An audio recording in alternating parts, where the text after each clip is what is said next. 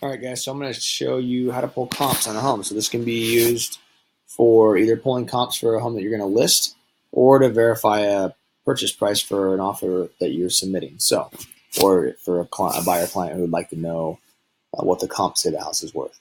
So the first thing I do is I come into the MLS, come in here to the main page, type in the address, and I always want to look and see when the last time the house sold was and get all the details about it. So I'll type in the address, see what I can find out.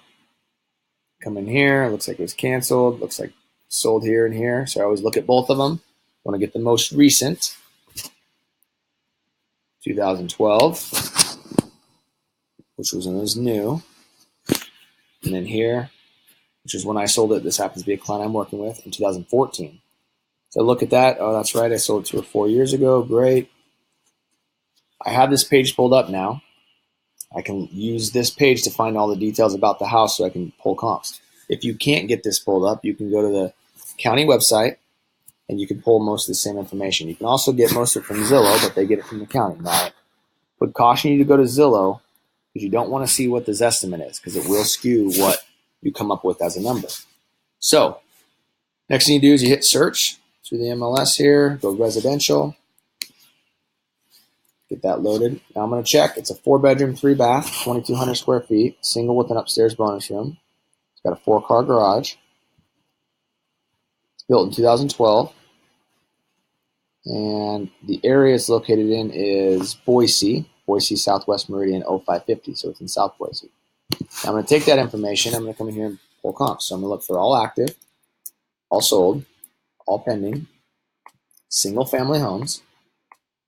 I can go 0550 if I know what that is. If you don't know, come up here to the home screen. You can go down here to, once you're in the home screen, go to Tools and Area Maps. That'll pull up in this screen. Then you can zoom in on this screen and find out what area it is. So I'm down here in the 0550. I could also go Southeast Meridian, depending on the comps we get. But 0550 is the general area thing. You don't have to use those MLS codes, but they are valuable sometimes because they do help you narrow it down. If you have a home that's really close to one of the MLS area lines, don't use it. Come up here, and what I recommend is drawing a map in the general vicinity of where your home is located. So in this case, I know that the home is down in this community right here. So what I would do is I would draw a map that's pretty large and say, all right, tell me what's going on in South Meridian. I can always change it. So I'm going to add that as a criteria. And I can remove the 0550 because that's going to be the most restricting thing that limits my search. So now I'm going to keep going down. So now I'm using the map, not the area. Keep going down here and look for 3 to 5 bedroom homes. This was a 3-bath, so I'm going to go 2.5, 3.5. Approximate square feet was 2,200. Now I always like to go 300 below, so 1,900, and 300 above to 2,500. It's a 4-car garage, which for this home is actually pretty big. So I can go 3 to 4 or 3 to 5. I might even want to consider going 2 because this is a smaller home. So a 2-car garage is pretty standard on a home this size. 3 being probably the normal, but there's a lot of these homes that would be 2-car garage as well. So I want to keep that in mind, and I'll look at what shows up in my search as far as garage sizes. And I know that I need to add or subtract value based on the garage. So closing date, I like to go back 3 months and the first day of that month. So somewhere between 3 and 4 months back. Now year built, so once again, this home was built in 2012. So I like to go 5 years before and 5 years after. So 2012, so we're looking at 2007 and 2017. That's going to be my age. Now level, this was a single level with a bonus. So I'm going to look at single and single with the bonus. I really don't want to look at 2-story because they are less per square foot. So at the beginning, I don't want to look at 2-story. I want to see what my close. If the number ends up being huge of homes that are available, I will open it up to 2-story. But if I can find really similar homes, then I want to do that. Now, one of the things I didn't look at was the lot size, 0.15. So now I haven't even looked at the home yet because none of it matters yet. Right now, I'm just trying to get the facts around the home. So I don't want to look at anything probably bigger than 0.25 acres for right now. It's a typical home. Now I've got 7 homes to look through. Now what I can do is I can look through these 7, and if I know what this home looks like on the inside, I can get a really good idea of if these are good comps or not. Now we're looking at over $100,000 swing. So what I'm going to want to do is figure out, is this real? Are these really good comps, or are these way different homes? So, for instance, this is in the exact same neighborhood, built 3 years later. This home, it's 300 square feet smaller, 2.5, 2-car garage. I mean, this is really probably built by the same builder, and it's 329. So what I'd want to do is look and see the quality of this home and do a quick overview. I go usually about this quick through to check, and I can see this is a little bit more plain than ours. Not quite as nice, but it has nice finishes. It's in a nice community, so I know it's the exact same community. So I want to keep this. This is actually a really good comp, although our home's nicer. It's just a really low comp for us. But one thing to consider is it's 300 square feet smaller at $172 a square foot. So my quick math on that, and the easy way to do it just in your head, is at 100 square feet at 172 a square foot would be 17,000. So if I go 172 times 300 square feet, which is approximately how much smaller it is, I can tell you that's about $50,000 in difference. So right off the bat, I just square footage, I would add 50,000 to this, and I would say this home is closer to 380 based on the square footage. Then of course a 2-car garage added, which is about $10,000 per bay on the high end, 5,000 on the low end. So I use 7,500. So then I would add about 15,000 for garages. So right off the bat, I already know 330 plus my 50 is 380 plus 15. We're at 395. This is putting it close to 400. This exact same house. So as a comp, this is actually a really good comp, even though the price is substantially lower. So I would select it as a comp. Now I'm going to continue to do that as I go through, and I'm going to do a quick sourcing on all these homes, look at them all, see what they look like, see how much they compare to mine. Assuming they're fairly comparable, what I'll end up with at the end is all the ones that are similar selected. Now I'm not going to waste time going through each one of them, but I will show you what it looks like to undo one. So for instance, I'm going to look at this one, 2543. It's a nice home built in 2017, so substantially newer. Just doing a quick once over, and say that I come up and I go, this home just isn't a good match. Now this one is actually a good match. It's just 300 square feet larger, hence the price. What I would do is I would deselect it here. Now I've bracketed the homes. Now one of the first things I do is I like to come in here and just litmus test.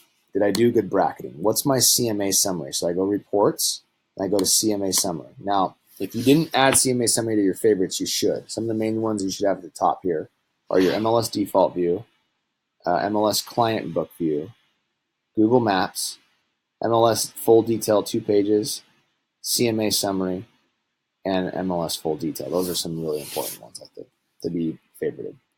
So what I'll do is I'll come in here and I'll say, okay, what am I seeing? Well, I see that there's 1 active and there's 5 sold and no pending. So the first thing I'll look at is, what does my price per square foot look like on my sold properties? And now I know that my home was 2,201 square feet, so we'll just use 2,200. And the average sold price of these comps altogether averages 162. So I can see that right here. So times 162. So that puts my home at 356. Now, this home is not worth 356. It's worth more than that. But I haven't made any adjustments for the differences.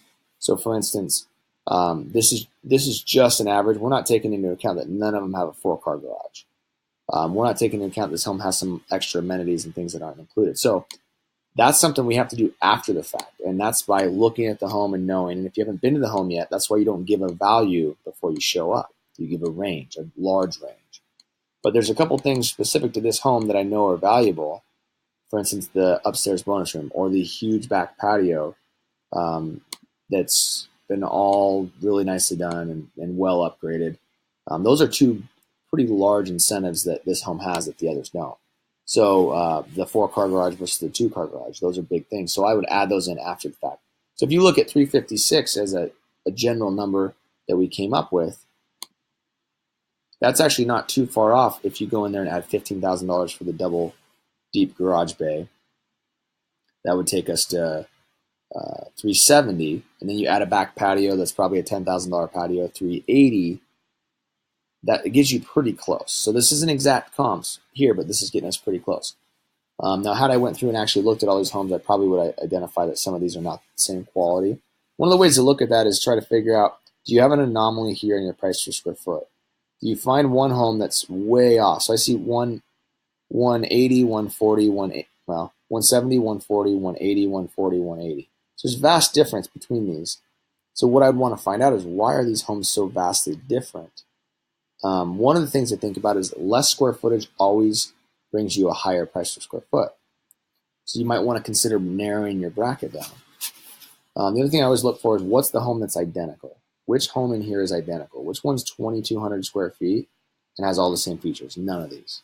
So I want to consider that I actually didn't find any exact comps. But this is getting me really close. So two different methods I like to use. For the analytical people, I use this price square foot. For the emotion-based people, I look at the home itself and I scan through the pictures and I identify whether our listing is better than these listings. And I do that in front of them in the presentation, but I also do that myself just looking through the home. So if I have a question on why did this home sell for $444 or why is it listed for $444, I'll do another check on it, look through all the pictures, and then I'll double check on mine. So this gives us a pretty good starting point. Now, one of the other things I like to do is I come in here, I open up a second page. Let that load. While that's loading, I always check if this isn't a big subdivision like Hazelwood Village, I'll come in here on my search and I'll do a search very similar, but I'll clear some of the criteria. So I'll clear the bedroom sizes. I'll keep closing date. I might open it up a little bit. And I'll keep maybe the year, because maybe I don't want to comp brand. I know this is a community that has brand new homes. Maybe level I'll get rid of. And all I want to do in here is I'm just going to come down to subdivision. And I'm going to look up, or I'm going to type in just the subdivision. Hazelwood Village, this home is in, and see what comes up. So there's 6. Not bad. I want to consider if that would make sense. Well, let's look at these 6. So now I'm excluding brand new builds, although some of these will be new. There's new from 2017. And I want to look at a couple of these and just kind of see what comps are in the neighborhood only. So I'm actually not looking outside the neighborhood. Now, what I do is I go pretty quick through these. I add them all to my list if they're similar. Obviously, 2-story homes, lower price square foot than 3-story. But I just want to see what's going on in the community and see if I can find something that's very similar. For instance, this home is directly across the street, something I want to consider. This home is very similar. It's sold, but it would be a good comp to just double check that's in the neighborhood. So I'm going to go through real fast. I'm going to get to the end, assuming that I selected each one of them. And what I'll have is come down here. I'll do my CMA summary. Now, obviously, I haven't selected any of them, but they all show up. So assuming I selected them all, they'd all be on this list. Now, one of the things to remember is if you went through and selected some and not others, it might look like this, where some of them are not selected. Make sure that when you come to the summary page, you hit the checked only. So you can hit that. Now, that'll remove the ones that you don't have checked. If you want to get them back, just hit all. That'll bring it back. So then what I look at is, oh, wow, there's no actives in the neighborhood. There's 4 sold and 3 pending. So then I'll kind of do the same thing as we just did at price per square foot. Here we came up with 162. But what's specifically going on in the neighborhood? Well, it looks like this neighborhood, just in the neighborhood, it's 167. So if I take the same square footage, 2,200, times by 167, now I'm at 367.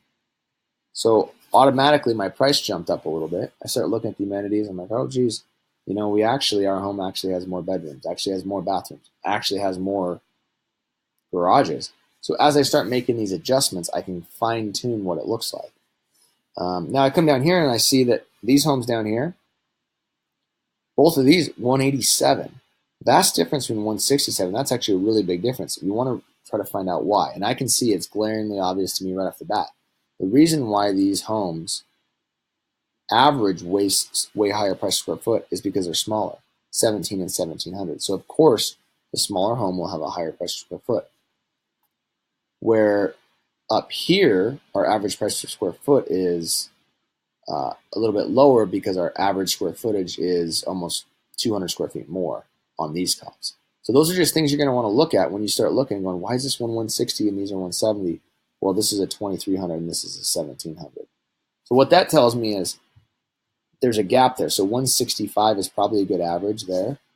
Price per square foot based on the difference in size. So those are things you want to take into account. Now, if it becomes a real big issue, you can always go in and narrow your square footage. Now, in this case, I got a pretty good idea of all the homes between 2007 and 2017. What I want to do is now I want to remove the year built. I also look at this and I think, you know what? I'm going to go back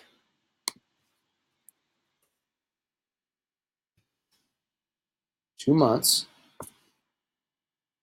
That didn't obviously work. Let's do this. We go back 2 months, get 5 months worth of comps of everything in Hazelwood Village. Why? I just want to see what's going on in the community. So now I'm going to come back in here with a bunch of comps and just see what the numbers are looking like. I'm just really trying to bracket where we possibly need to be. So I'm going to go into active, pending, sold. Now I'm always going to take into account the sold. So now what I look at as sold is 180. So now if I do my math, 2200 times 180 comes to 396. Now that's actually getting pretty close to where I think this home should be priced. But remember, now I've taken the year built off. So that tells me I'm competing against the new homes at 396. Now, you might think, well, that doesn't make a lot of sense. This home's too old. I agree. And because of that, what I'll want to do is come in here and go 2017 as our max year built. So 1 year old only. Now look at the difference in number of homes that are on the list, back down to 7. So you want to be really careful that you don't accidentally include a bunch of new homes. Now, it should be pretty obvious like I just showed, but you want to be careful that you don't mess that up. Come back into my CMA summary, give me some quick numbers, back to 173 a square foot, 173 a square foot times my 2200, puts us at 380. I make my adjustments for garages, for amenities, for bedrooms, all the above. I can start to narrow it down. So I'm very analytical at first, but I also have to look through each one of these and know, is my home nicer than the comps, or as far as the finishes, or is it not? But unfortunately, if you haven't seen the home yet, it's really hard to tell, so I don't want to put a lot of time into it. If you've seen the home, you know the quality, you know the finishes, it's a little bit different. But just throwing caution out there. Try not to give somebody a number if you haven't seen their home, because there can be a lot of big differences. So that's a quick, I say quick, that's not super quick, but that's a way that you can do a 15-minute comp on a house analytically, and then you can get the results. Now, next I'm going to show you what you do with the results. So what I do, first thing I do is, let's just say that these are the results that we have right here, everything we have. First thing I do is I go to print. I go to Print Plus, and I go through and I print the CMA summary page that we talked about, the full detail page for me, because this is just for me. If I'm printing the version that I want to show my client, I'll do the MLS full detail 2 pages. I can do that as well. What I'll do from here is I'll print, and I just print it to PDF and I save it to my desktop, so I have it when I need it. If I'm needing to print it right then, I will. That's fine too. A lot of times I'll show these comps on my computer because it's just a better way to do it. So I'll do that. I'll print them. The next thing I like to do is I like to email these same reports to myself so I have access to them via email. Just like to have them both ways. If I need to print them, great. If I need to email them so I can review them with the client, I can do that as well. So that's the next thing. One thing to remember when you're emailing, always come down here and select all listings that you've selected or the current listing selected. So this is only going to send one. This will send 7. So just make sure that you're sending the right ones. So that's that. Let's see the next thing. You can save a. You can go in here and you can save a search. So you can save it if you'd like. So you save your search when you come back. Now, from this point, if you decide you need to do a cloud CMA and you want to do something a little bit fancy, that's fine. You just need to go to your actions and go cloud CMA. Boom. That'll create the cloud CMA. How you create the cloud CMA, how you set it up, we'll save for a different training. But all you have to do is click on this. It'll export all these listings into a cloud CMA. It'll automatically pull the data and it'll put it into a fancy report. So that is the quick rundown. A couple things that I didn't cover yet is when you are doing comps, if you're not pulling just neighborhood comps, say that you're pulling comps for a geographical area, make sure you know where the homes are located. So for instance, this one, it's in the subdivision, not a big deal. This one, we pulled a really large area. So if you start seeing vast differences in the values, you need to start looking at why that is. And maybe things that you'll know about the area will tell you why there's some big discrepancies. Maybe you know that like this community is not a desirable community, and this home maybe say backed up against the community. Or you might say that you know that these homes back up against a busy road. And you can look at the map, those are things you'll want to look at. But there's a big reason that we like to look at the map and location. In real estate, it's all about location, so you want to check that out. We know this community is a nice community. It's not as nice as the community that our home is in. So another thing to consider is just the amenities of the community. So there's a lot of things to take into consideration when it comes to desirability. So that's one of the things I always check to make sure we don't have one that's a total outlier. And then the last thing, when you are doing a community search like this, and I highly recommend it, I like to come prepared knowing what is sold in the community. Because when I come and meet with this seller right here, if I don't know, and the reason that I take all the parameters off the community search and I just search the community as a whole on what's active, pending, sold, it's because I might have missed this comp because this one just has to be over 1,900, just over 1,700 square feet. But if it was just under, if it was say 1,699, it would not be part of my search. I would have showed up and not known this home was for sale. And you look really bad when you don't know that their neighbor's home's for sale because it was 301 square feet difference than their home. So make sure you're doing your due diligence on what's available in the community and you know what's around them because they're going to reference the community every single time, especially if you're showing up to do a listing presentation. And if you don't know, you will lose the business because you're not a specialist for their community.